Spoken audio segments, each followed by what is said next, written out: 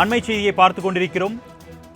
வழக்கின் விசாரணையை தாமதப்படுத்தும் நோக்கில் செந்தில் பாலாஜி புதிதாக குற்றச்சாட்டுகளை வைத்திருப்பதாக சென்னை முதன்மை அமர்வு நீதிமன்றத்தில் அமலாக்கத்துறை குற்றச்சாட்டு முன்வைத்திருக்கிறது. அண்மை செய்தியாக நாம் பார்த்துக் கொண்டிருக்கிறோம்.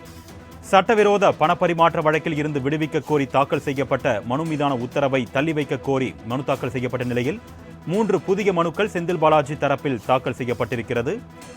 இந்த வழக்கை தாமதப்படுத்தும் நோக்கில் செந்தில் பாலாஜி செயல்படுவதாக அமலாக்கத்துறை தரப்பில் குற்றச்சாட்டு முன்வைக்கப்பட்டிருக்கிறது. மேலும் வழக்கின் விசாரணையை ஜூலை 3ஆம் தேதிக்கு ஒத்திவைத்திருக்கிறார்கள். அதன் தொடர்பான அண்மை செய்தியை நாம் பார்த்துக் கொண்டிருக்கிறோம்.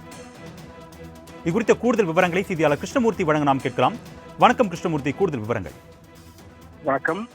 சட்டவிரோத பண பரிமாற்ற வழக்கிலிருந்து விடுவிக்க கோரி முன்னாள் அமைச்சர் செந்தில் பாலாஜி தாக்கல் செய்த மனு மீதான உத்தரவை தள்ளி வைக்க வேண்டும் என்று செந்தில் பாலாஜி தரப்பில் மீண்டும் புதிதாக 3 மனுக்களானது தாக்கல் செய்யப்பட்டிருக்கிறது.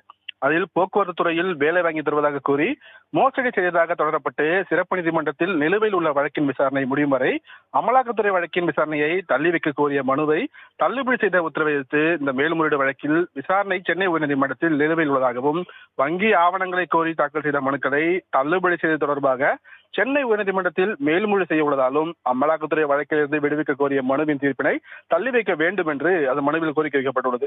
மேலும் நீதிமன்ற உத்தரவின்படி வழங்கப்பட்ட வங்கி ஆவணங்களில் வேறுபாடுகள் உள்ளதால் விடுபட்ட ஆவணங்களை வழங்க உத்தரவிட வேண்டும் எனவும் தெரிவிக்கப்பட்டிருந்தது.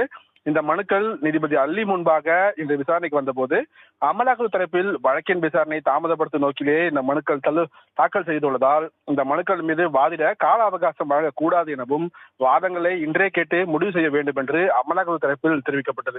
இதையடுத்து நீதிபதி செந்தில் பாலாஜி தரப்பு வாதங்களுக்காக வழக்கின் விசாரணையை ஜூலை 3ஆம் தேதிக்கு தள்ளி வைத்து உத்தரவிட்டிருக்கிறார். அருணேஷ், கூடுதல் விவரங்களுக்கு நன்றி கிருஷ்ணமூர்த்தி.